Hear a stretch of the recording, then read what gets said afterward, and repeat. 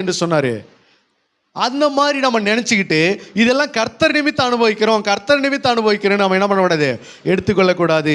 இது உண்மையிலே இது கர்த்தர் நிமித்தம் இந்த பாடு அனுபவிக்கிறோமா, இல்லை நம் நிமித்தம் இதை அனுபவிக்கிறோமா, நம்ம செஞ்ச அக்கிரமத்தின் நிமித்தம் நம்முடைய பாவத்தின் நிமித்தம் இதை அனுபவிக்கிறோமா என்பதை என்ன செய்யணும், ஆராய்ந்து பார்க்க வேண்டும்.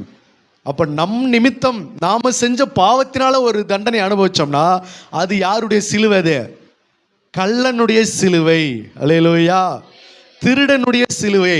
அப்போ நாம சுமக்கிற சிலுவை அது என்ன சிலுவையா மாறிடும்? கள்ளனுடைய சிலுவை. என்ன கள்ளனுடைய சிலுவை என்றால் என்ன? செஞ்ச தப்புக்கு தண்டனை அனுபவிக்கிறது யாருடைய சிலுவை? கள்ளனுடைய சிலுவை. அல்லேலூயா, அல்லேலூயா. யோவான் 5ஆம் அதிகாரம் 5வது வசனத்தை வாசிக்கலாம்.